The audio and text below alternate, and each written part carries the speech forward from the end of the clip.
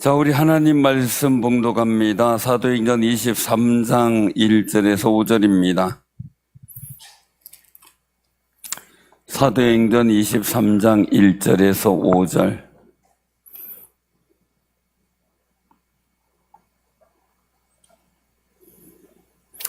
자, 교독합니다.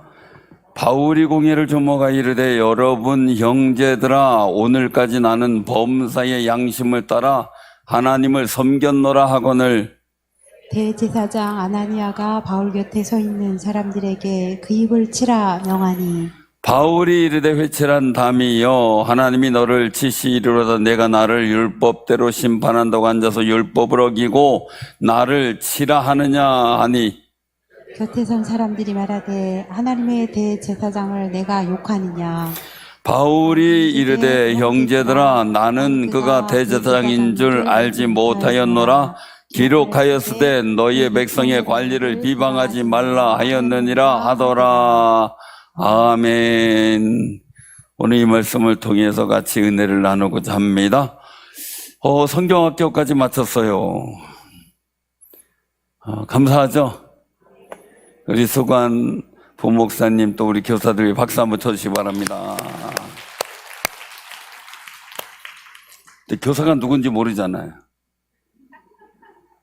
자, 교사 선생님들 일어나 보세요. 아동부 부장님하고 다 일어나 보세요.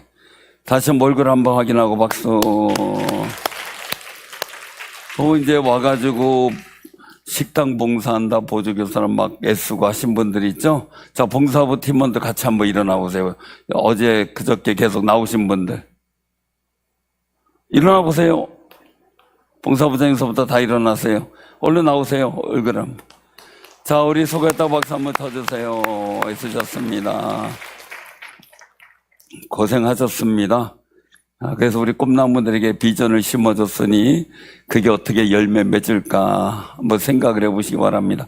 그 식물들은 심으면 뭐 몇 개월이면 이렇게 다 나잖아요, 그죠? 근데 사람은 몇 개월마다 이렇게 안 났잖아요. 그게 참. 그런데 아이들 데리고 있으면서 느끼는 게, 전에 그 바깥에서 현관 계단 그거 양손 붙잡아주고 그거 계단 못 올라서 그냥 끙끙대던 아이가 이제는 뭐 쫓아다니고 뭐 그런 거 보니까 크긴 크는 것 같아요. 그죠?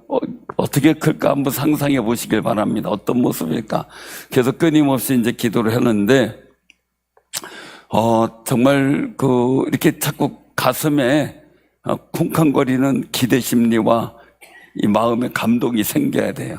자꾸 절대 이 잘 될 거라는 아이가 성장했던 그 모습들을 생각하면서 가슴 쿵쾅거리는 거 심장병 안 걸려요. 우리 심장병이 나요. 그러니까 이 사랑의 이 감동은 늘 갖고 살아야 돼요. 쿵쾅거리는. 심장 소리가 들리나요? 들려요? 이승복 권사님 들린대요. 저는 심장 소리 들리는 분 한 분 봤어요. 제가 어떤 사랑에 정말 기뻤을 때 심장 소리가 들리더라고요. 두 번째는 인공심장을 넣으신 분이 그 심장 소리가 꼭 왜 이렇게 있는 괴종시계 있잖아요. 그 소리하고 똑같더라고요. 착각 착각 착각 하는 그 인공 판막이 이렇게 심장이 움직이는 그 소리가 그렇더라고요. 제가 한 50cm 정도 있는데도 들리더라고요. 어떨 때 예민할 땐 밤에 그 소리 때문에 잠이 안 온대요. 여러분들 튼튼한 심장 갖고 계시니 감사하세요. 심장은 손뼉을 막 칠 때 심장이 튼튼해진대요. 이거는 한의사들이 얘기를 하는 거예요. 한번 쳐보세요. 박수 잘 치고 찬양할 때 치고 자꾸 쳐야 돼요. 그러면 나도 모르게 심장이 튼튼해져요. 심장이 튼튼. 그러니 하나님의 도우심과 은혜가 늘상 여러분들에게 함께하는 은혜가 있길 바랍니다. 사도 바울이 예루살렘 성전에서 제사를 드리던 중 이제 예배를 드린 거죠. 유대인들에게 붙잡혀 버려요. 왜냐하면 소아시아에서 온 유대인들이 바울이 이방인을 성전에 데리고 들어가 거룩한 곳을 더럽혔다라는 오해를 하게 돼요. 그게 거짓 소문이 돼버려요. 거짓 소문이 퍼지자마자 격분한 유대 군중들이 사도 바울을 성전 밖으로 끌어내며 집단 폭행을 가합니다. 이건 항변할 시간도 없고 사실이 아니다라고 얘기할 이유도 없이 그냥 데려다가 폭행을 합니다. 집단 폭행이죠. 사도 바울은 그 상황에서 정말 죽기 직전까지 가는 고통을 느끼게 됩니다. 이때 이제 성전 바로 옆에 있었던 이 안토니아 요새라고 얘기를 합니다. 안토니아 요새의 에서 상황을 이렇게 전체적으로 주시하던 로마 군대의 천부장, 이 글라우디오 루시아라고 하는 사람이라 그래요. 이가 군사를 거느리고 와서 급히 사도 바울을 격양된 이 군중에서부터 격리를 시켜요. 천부장의 입장에서 볼 때 사도 바울은 도대체 무슨 죄를 졌는지 몰라도 그 수천 명의 군중들이 폭동을 일으키고 한 도무지 알 수가 없는 거죠. 왜 이렇게 집단 폭행이 이루어졌는지. 의도적인 거죠. 그래서 사도 바울이 헬라어로 말을 합니다. 히브리어가 아니라 헬라어입니다. 거기다 로마 시민권자라는 사실까지 알게 됩니다. 천부장이 더욱 난처해진 상황이 된 거죠. 그래서 22장 30절에 보면 결국 천부장은 유대인의 정당한 법적 절차를 통해 진상을 파악하고자 유대 최고 법정인 사내들인 공의회를 소집하라고 명령하는 게 이제 22장 30절에 나옵니다. 이 공의회는 대제사장이 자발적으로 이렇게 모이게 하는 건데 로마 군대의 수장인 천부장의 명령에 의해서 강제적으로 소집된 자리입니다. 그러니 시작부터 유대 지도자들이 자존심이 잔뜩 상해 있는 상태가 그 당시의 분위기입니다. 그러니 사도 바울의 일들 속에서 얼마나 난감한 일이 벌어졌겠습니까? 잘못하지도 않았는데 끌려나와 집단 폭행을 당하고 하는 상황. 자, 그러면 여기도 전반적인 그 상황을 다시 한번 들여봐야 될 부분이 있습니다. 지금까지는 그 당시의 상황 분석이라면, 자, 여기서 영적 여건은 어떤가라는 거예요. 대제사장 아나니아가 나오잖아요. 이 당시에 대제사장 아나니아는 부패의 상징이었다, 그렇게 알려져 있습니다. 사도 바울이 공의회 회원들을 향해 나는 오늘날까지 범사의 양심을 따라 하나님을 섬겼노라 라고 23장 1절 본문에서 선포합니다. 이때 대제사장 아나니아가 저놈의 입을 쳐라 그렇게 되는 거죠. 여기서 볼 때는 그냥 그 입을 치라 그러지만 조금 심한 말로 하면은 저 주둥이를 쳐라 이렇게 했겠죠. 주둥이를. 아니면 요즘은 그런 말 잘 안 쓰더라고요. 제가 학생 때 이렇게 다닐 때 보면은 그런 얘기를 많이 해서 아가리 닥쳐. 그런 얘기를 많이 썼어요. 선생님들도 그런 얘기 썼고 그냥 우리 학생들끼리도 우리 친구들끼리 아가리 닥쳐 이랬어. 그런 얘기를 자주 썼는데 요새는 그런 얘기를 잘 안 쓰더라고요. 이제 험한 말들이 많이 사라진 것 같은 분위기여서 참 좋긴 합니다. 저놈의 입을 쳐라 그럽니다. 근데 이 대제사장 아나니아가 왜 그랬을까? 이것을 보면 그 상황을 유추해 보면 압니다. 대제사장 아나니아는요, 그를 평가하기를 이스라엘 역사상 가장 탐욕스럽고 잔인한 대제사장 중에 한 명이다 이렇게 평가를 합니다. 탐욕스럽고 잔인한 대제사장. 역사학자 그 요세푸스의 기록에 의하면 아나니아는 엄청난 부를 축적하기 위해서 제가 대제사장으로서 하급 제사장들에게 돌아가야 할 11조를 이 조직폭력배를 거느리고 있던 이 깡패들을 동원해 가지고 강탈해 갑니다. 그 정도로 잔인하고 악한 그런 대제사장이었습니다. 그 과정에서 늘상 11조의 업무리 하나님의 분깃이 제사장에게 가야 되는데 그게 강탈당하고 오지 못하니까 가난한 제사장들이 굶어 죽는 일까지 발생하게 됩니다. 또한 이 정치 성향은 어떠냐? 그는 친로마파 인물입니다. 그래서 로마 총독들에게 자기의 어떤 직위를 유지하게 하기 위해서 막대한 뇌물을 바치며 권력을 유지합니다. 그러니 그 돈을 마련하기 위해서 하급 제사장들이 죽어도 눈도 깜짝 안 한 악한 사람이었다는 거죠. 그런 일들 속에서 볼 때 아나니아가 격분한 이유가 있다는 거죠. 본인은 온갖 부정부패 불법을 저지르면서 권력을 유지하고 있는데 초라한 죄수의 몰골, 정말 죽음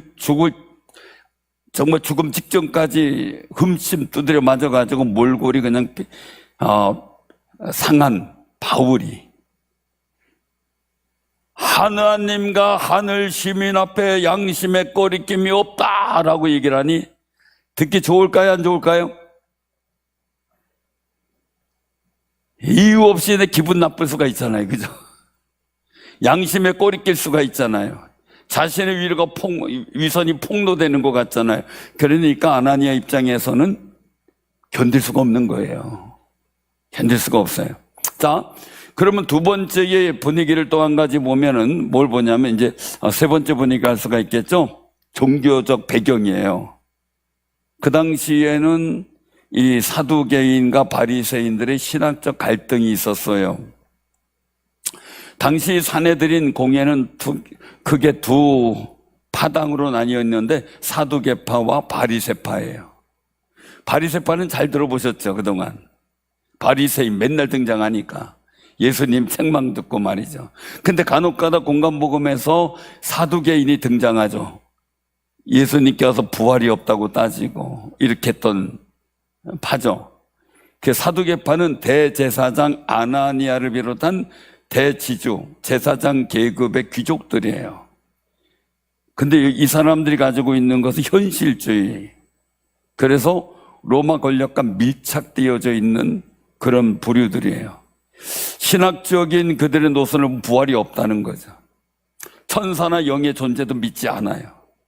철저히 현실주의자예요. 그렇다면 뭐가 문제가 돼요? 영적 존재를 인정하지 않으면 내세도 인정하지 않는 거죠. 이제 이런 문제점을 갖고 있는 거죠.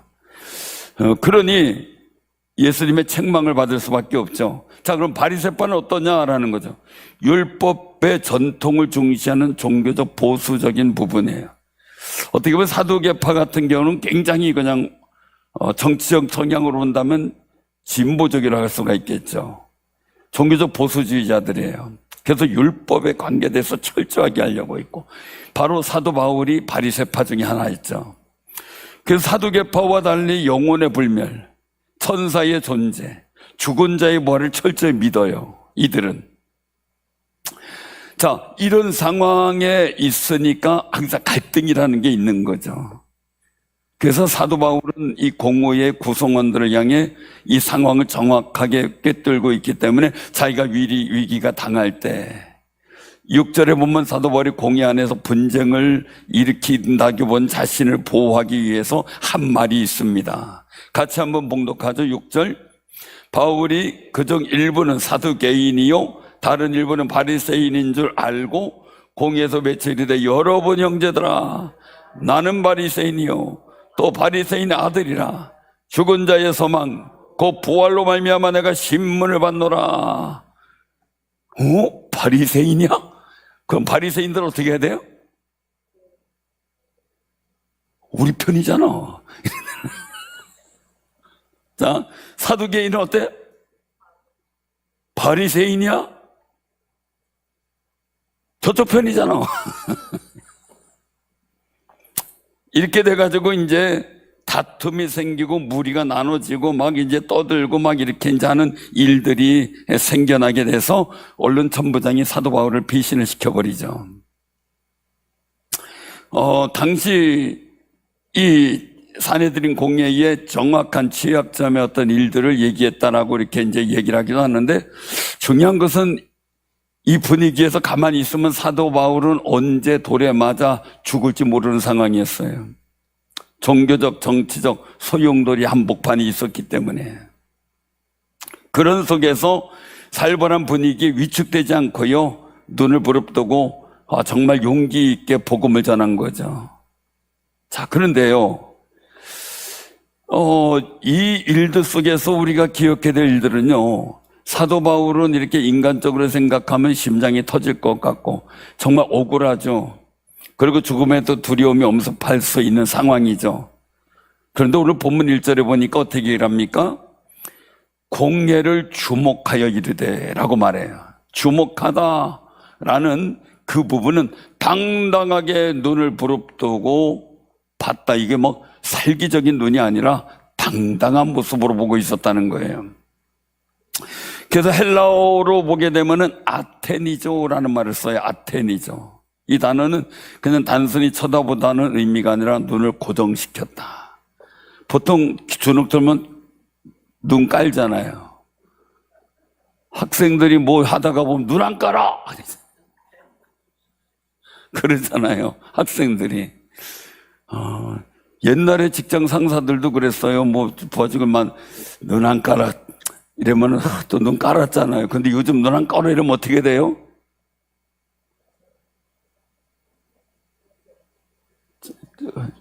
우리 박충기 쌤한테 물어볼까요? 눈 안 깔아 이러면 어떻게 해요? 해본 적이 없어요. 상상이 안 될 거예요, 요즘 같으면요. 근데 옛날에 어른들도 그랬어요. 저희들 클 때 이렇게 훈계할 때 그러면 어디 어른을 똑바로 쳐다봐 이러면서 눈 깔아. 안 당해보셨나 봐요, 여기는. 그랬던 적이 있어요. 근데 진지하고 위축됨이 없이 진지하게 바라보는 걸 말해요. 두려움에 질리거나 눈치 보는 눈빛이 아닌 거예요. 하나님의 사명자로서 당당하게 그리고 곧게 정말 정면으로 바라보는 평온한 마음의 일들이죠. 우리도 세상 바라볼 때 눈치 보지 마세요. 세상 향해 당당하게 바라보세요. 괜히 골리앗 앞에서 눈치 보고 눈 깔고 있었던 군인 이스라엘 군대들 통해 역사가 없었어요. 그죠? 골리앗을 바라보고 믿음으로 달려간 다윗을 통해서 역사하셔요. 여기 요즘에 물맷돌 해가지고 그 쉼터 있는데 거기다가 해놓은 거 보셨었죠? 그게 누구냐면 골리앗이래요. 엄청 크죠? 그런데 희한한 일이 벌어졌어요. 이게 물맷돌 해가지고 하는데 이거 돌려가지고 해야 되는데 그게 안 되니까 그냥 갖고 있다 툭 던지는데 땅바닥에 던졌어요. 그런데도 골리앗 목이 떨어지더라고요. 야, 이게 뭔 일이냐 그랬더니 그 누구야? 그 머리 회색 되신 분이 누구예요? 예? 머리 회색인 선생님. 김민준 선생님이래요. 손을 감추고선 툭툭 흔들더라고요. 그러니까 땅바닥에 던졌는데도 그냥 뚝 떨어져요. 세상에 하나님의 은혜 아니고는 되는 게 없더라고요. 그것도 하나님의 은혜구나 그 생각을 좀 했어요. 오늘 이 일들 속에서요, 정말 사도 바울이 보여준 태도, 이 그리스도인이 세상 속에서 어떻게 살아가야 될 것인가 라는 것에 대해서 보여주고 있어요. 근데 오늘 말씀 제목이 뭐죠? 말씀 제목이 뭐예요? 사도 바울의 중심을 딱 지키고 자신의 어떤 모습들을 지켜나가는 거예요. 중용은 어떻게 보면 이것도 좋고 저것도 좋다는 우유부단한 어떤 상황이라고 이해하게 되는데 그것은 아니고요. 진리 안에서 대나무처럼 곱고 단단하되 하나님의 질서와 자신의 부족함이 드러나면 갈대처럼 유연하게 인정하고 엎드릴 줄 아는 영적 균형 감각을 준영이라 해요. 준영. 그래서 사도 바울이 공회원들 앞에서 당당하게 한 게 뭡니까? 여러분 형제들아, 오늘날까지 내가 범사의 양심을 따라 하나님을 섬겼노라, 이렇게 얘기를 해요. 자, 우리 1절 여러분 형제들아, 한번 거기서부터 우리 마지막까지 하나님을 섬겼노라까지 같이 한번 큰 소리 읽어봐. 시작. 여러분 형제들아, 오늘까지 나는 범사의 양심을 따라 하나님을 섬겼노라. 아멘. 자, 이제 이 얘기를 옆에 사람 보고 읽는 거예요. 옆에 사람한테 한번 읽어봐요. 옆에 사람 보고요. 자, 시작. 여러분 형제들아. 저 보지 말고 저를 보면 안 되고 옆 사람 보고. 자, 시작. 여러분 형제들아, 오늘까지 나는 범사의 양심을 따라 하나님을 섬겼노라. 아멘. 근데 양심에 찔려요? 당당해요? 양심에 찔려요? 당당해요? 아멘 했어요.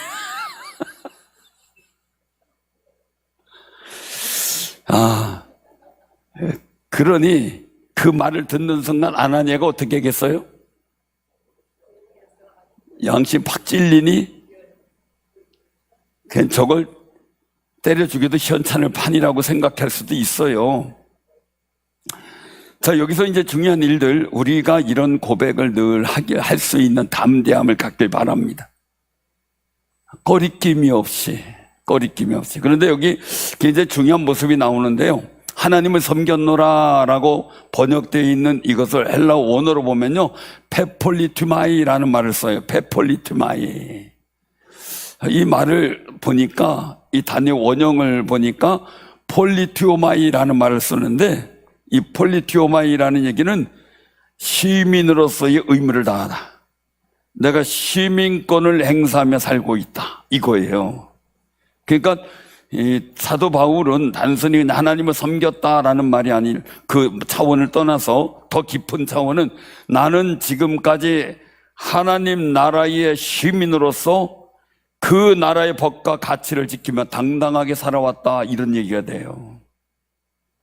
그냥 사는 게 아니라 하나님 나라의 시민으로서 하나님 나라의 법과 가치를 지키며 당당하게 살아왔습니다. 여러분들도 이런 고백을 갖는 귀한 삶이 되시길 바랍니다. 정말 여기에 꺼리낌이 없도록 우리가 주님 앞에 당당하게 살아가야 되겠죠. 그것도 어떻게 해요? 범사의 양심을 따라. 양심. 거기서 이제 이 양심을 헬라어로 보면 뭐냐면 시네이 데시스라는 말입니다. 시네이 데시스. 근데 그 뜻이 뭐냐 봤더니 함께 안다. 그러니까 범사의 양심을 따라 살아왔다. 이 양심이 뭐냐? 하나님과 함께 공유하는 도덕적 기준을 갖고 살았다, 이 얘기가 되는 거예요. 내가 그냥 사는 게 아니고 하나님과 공유되는 양심적 이 도덕의 기준, 그 도덕적 기준 갖고 살고 있다. 이게 바리새인적 율법적 가치관이 아니라 복음의 가치관 속에서 그 고백을 하고 있는 겁니다. 자기는 바리새인적 율법적 가치관을 갖고 했을 땐 하나님과 함께 공유하는 도덕이 없었던 거죠. 그 법이 없었던 거예요. 시민의 법이. 그런데 예수를 알고 예수 안에 들어오니 자기가 지금까지 했던 모든 것들이 다 뭐예요? 하나님 바깥에서 행동했던 모습이었던 거예요. 그러니까 다 배설물처럼 여기고 어떻게 오직 그리스도 아는 지식이 가장 고상해서, 왜요? 그것이 하나님과 공유하는 하나님의 시민으로서의 법적 공유니까. 거기에 정말 자신 있게 대답하는 그런 모습을 보게 됩니다. 근데 이 고백을 원어적으로 듣고 있는 사내들인 공의원들은 자신은 그러지 못하고 있는데, 또 아나니아 같은 경우는 부패의 상징으로 여겨지고 있으니 심장을 찌르는 칼날 같았겠죠. 정말 자신들은 신앙을 지키지 못하고 그냥 로마 권력에 아부하면서 성전의 재물을 탐하며 사람들이 죽어가도 신경 안 쓰는 그런 부패한 일들을 했으니까 말입니다. 그러니까 그들은 진정한 하나님 나라의 시민이 아니었던 거죠. 반면 사도 바울은요, 동족들 앞에서 이단자, 배신자라는 손가락질을 당하는 죄인의 신분이었음에도 불구하고 하나님 앞에서는 정말 하나님 나라의 시민으로서 부끄러움이 없이 살아가는 거룩한 존재였다는 거죠. 바로 이 속에서 우리는 그리스도인의 중용에 대한 새로운 고백을 갖게 됩니다. 다른 사람들이 어떻게 평가하든 말든 간에요, 상황이 우리를 압박하든 어떤 상황에 우리를 비난하는 여건이 있을지라도요, 우리는 고백하기를 나는 하나님 나라의 시민으로 살아간다 라는 영적 자부심을 갖고 사시기를 바랍니다. 우리 충주상열교회 교인이다 라고 하면서 정말 그 속에서 말이에요, 그러니 세상의 눈치를 보느냐고 복음의 진리를 타협하는 것은 중요한 게 아니라 비겁함이죠. 바울처럼 진리 앞에서 한 채 물러선 데 없이 당당하게 사명자의 눈빛을 유지할 수 있는 복음의 사랑과 충만한 성령의 은혜를 늘 간직하며 사는 저와 여러분들이 되시기를 바랍니다. 그런데 이 사도 바울은 이 고백을 하면서 곧이어서 사나운 폭력에 부딪히게 되죠. 입을 치라 하지 않느냐, 중요한 건데 사도 바울은 거기서 화가 나는 겁니다. 왜요? 자기도 스데반 집사님 재판에 봤잖아요. 돌로 쳐 죽여보기도 하고 수많은 사람들을 정말 판결하고 재판해가지고 막 절차 없이 자기도 마음대로 해본 적이 있어요. 그런데 자기를 그런 거 다 아는 상황에서 신문이나 절차 없이 단지 자신들의 치부가 자존심이 상한다고, 기분이 나쁘다고 입을 치라고 한 일들은 법적 절차에 무시되고 불법적인 행동이에요. 유대인들의 법에는 죄가 확정되기 전에 피고인에게 신체적인 위해를 가할 수가 없어요. 그러니까 자기네들 법에 어떻게 하지 못하니까 예수님을 빌라도 법정에 데리고 간 거죠. 그것을 어떻게 해보려고 결국은 빌라도의 힘을 빌어서 예수님을 십자가 못 박게 되면서 그 다음부터 이제 더더욱 채용이나 이런 것들이 이루어지게 되는 거죠. 이때요, 이런 상황에서 율법을 잘 알고 있는 사도 바울의 반응이죠. 반응이 어떻게 됩니까? 오늘 본문 말씀 속에 보면은 고백을 하고 있는 겁니다. 3절에 회칠한다며 하나님이 너를 치시리로다. 내가 나를 율법대로 심판한다고 앉아서 율법을 어기고 나를 치라 하느냐 라고 강하게 이야기를 합니다. 거침없이 거기에 대한 잘못된 것을 꾸짖고 오히려 분노까지 있었다라고 느낄 정도입니다. 회칠한다며 라고 하는 것은 대제사장을 향한 아주 독설이라고 할 수가 있겠죠. 회칠한담, 요즘에는 회칠한담을 잘 못 보죠. 옛날에 흙벽에다가 회를 칠했어요. 그런데 예수님께서는 회칠한 무덤을 말했잖아요. 그 중동 지역, 이스라엘 지역들이 가보면 특별히 그런 게 많다 그래요. 무덤이 이제 매번 비 오고 그러면 또 풀이 잘 안 나잖아요, 거기는. 그러니까 비 오고 바람 불면 이게 그 흙을 덮어놨던, 봉분해놨던 게 다 허물어져 버려요. 그러니까 허물어지지 않도록 회를 발라놔요.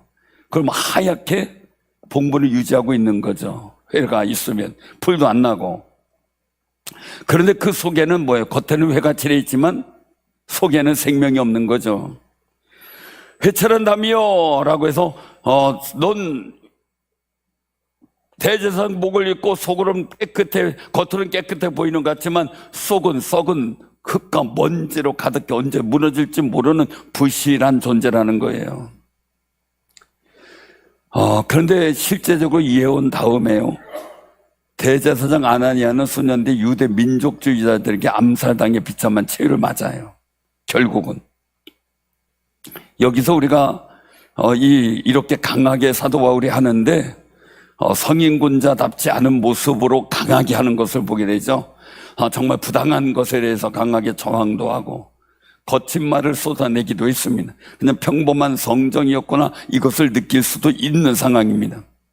그래서 우리는 간혹가다 감정을 전혀 표현하지 않는 그런 상황을 가지고 중용이라고 얘기를 할 수도 있는 그런 상황이 있을 때가 있습니다. 실제 웃어 넘어가고. 근데 중요한 거죠. 의사를 표명하고 그리고 마지막에는 결론은 화평과 화해를 만들어가는 게 진정한 중용이에요. 진정한 중용. 그냥 흥 하고 끝나면 안 돼요. 옆에 분하고 인사 나누세요. 삐지지 맙시다. 자, 삐지. 그렇게 해야 돼요. 그래서 성경이 보여주는 바울을 통해서 있는 것은요, 항상 사도 바울은 고백해서 약한 자에게는 약하게, 강한 자에게는 강하게. 뭐를 위해서? 오직 예수와 복음을 위하여. 그런 고백을 늘 가지고 있었어요. 그래서 매도 맞고 감옥에 갇히면서도 교회와 복음 전파를 위해서 감옥에서 기뻐하며 찬송하고 기도하고 옥문이 열리는 역사도 보이고, 불법과 불의 앞에서도 또한 정말 법적 이야기를 하면서 강하게 어필할 줄도 아는 복음의 진리를 가진 사람이었죠. 자, 그런데 중요한 거는요, 이런 말을 하자 공의원 옆 곁에 서 있는 사람에게 내가 하나님의 대제사장을 욕하느냐 라고 4절에 책망해요. 근데 이 말을 듣는 순간 말이죠, 어떻게 보면은 대제사장 아나니아 악한 사람이에요. 참 이제 그 유대인들의 열심 당원들 이런 사람들에게 있어서 아주 적대적 관계죠. 그런데 대제사장이라고 하는 이야기를 듣자마자 180도 바뀌어요. 자, 5절 한번 같이 봉독합니다. 시작. 바울이 이르되 형제들아 나는 그가 대제사장일 알지 못하였노라. 기록하였으되 너희의 백성의 관리를 비방하지 말라 하였느니라. 아멘. 너희의 뭐를 비방하지 말라고요? 백성의 관리를. 근데 출애굽기 22장 28절인데요 거긴 그렇게 기록되어 있어요. 너는 재판장을 모독하지 말며 백성의 지도자를 저주하지 말지니라 라는 말씀을 인용하는 거예요. 그래서 자신의 실수를 깨끗하게 인정하고 사과합니다. 내가 그가 대제사장인지를 알지 못했다. 아마 이제 대제사장 복보다는 평상복을 입었다고 봐도 되겠고, 학자들이 보기에는 사도 바울이 왜 대제사장 알아보지 못했는지에 대한 여러 가지 해석이에요. 사도 바울이 오랜 다양살이로 대제사장의 얼굴을 몰랐을 수도 있고, 첫째. 두 번째는 안질이 심해서 멀리 있는 대제사장의 얼굴이 분간이 안 됐을 수도 있고, 아나니아가 정식 대제사장 복장이 아닌 평상복을 입고 있었기 때문에 그럴 수 있다. 근데 이유가 무엇이든 간에 중요한 것은 뭡니까? 상대방이 대제사장이라는 공적 직임과 질서 위에 세워진 존재라는 사실을 알자마자 어떻게 해요? 즉각 자신의 행동과 말을 멈추고 그리고 이야기를 합니다. 사실은 아나니아는 부패한 자가 맞죠. 그리고 또한 유대인들의 공적이 되는 것도 맞죠. 그런데도 불구하고 대제사장이라는 자리는 하나님께서 이스라엘 공동체 질서를 위해 질서를 위해서 세운 권위였기 때문에 하나님이 세우신 직분과 질서를 존중했다는 거예요. 그래서 감정에 치우쳐 그 질서까지 깨부수는 실수를 범하지 않았다는 거죠. 자존심을 내세우면 대제사장이면 다야, 왜 불법을 행해? 하고 할 수도 있죠. 사도 바울의 성격 같으면. 그런데 하나님 말씀이 기준이 되자, 그리고 지금까지 서슬 시퍼렇게 드러내놓고 얘기했던 모든 것들을 다 내려놓고 유연하게 대처합니다. 내 감정보다 뭐예요? 사도 바울은 하나님 말씀과 질서가 언제나 위에 있으면 인정하는 거죠. 내 확신이 아무리 강해도 말씀이 멈추라면 그 자리에 즉각 브레이크를 밟을 줄 아는 능력이 중용이라는 거예요. 신앙의 중용. 사랑하는 성도님들, 우리도 이 아나니아라는 대제사장의 불법적 일들과 그의 불합리한 일들, 그가 한 대제사장으로서 한 일은 정말 유대인들에게 있어서는 치가 떨리는 일입니다. 그래서 결국은 살인당하는 이런 상황들까지도 벌어지게 된 겁니다. 근데 그런 존재임에도 불구하고 사도 바울은 대제사장이라는 말을 들을 때 깍듯합니다. 왜요? 하나님 말씀이 그러니. 아까 출애굽기에 있는 말씀처럼 말입니다. 지도자들 그리고 재판장 저주하지 말고 모독하지 말라는 그 말씀 때문에 딱 멈추는 마음 말이죠. 오늘 우린 살아가면서 봅니다. 정적인 모든 일들 속에서도 그렇고 모든 상황 속에 우리는 말씀에 브레이크가 있을 때 중용을 활용할 수가 있습니다. 브레이크 없는 차는 맨날 사고가 일어나죠. 그러나 말씀의 브레이크를 갖고 살아간다면 우리는 그 속에서 중용이라는 일들을 만들어 가게 되고, 그리고 하나님 앞에서 복 있는 자라는 거룩한 모습을 만들어가는 삶이 될 줄로 믿으시기를 바랍니다. 오늘 주신 말씀처럼 우리가 한 주간 살아가면서요, 진리 안에서는 대나무처럼 곱고 단단하되 사랑과 하나님의 질서 안에서는 갈대처럼 부드럽고 유연한 중용의 사람으로 잘 승리하는 귀한 분들 되기를 주님의 이름으로 축원합니다. 아멘.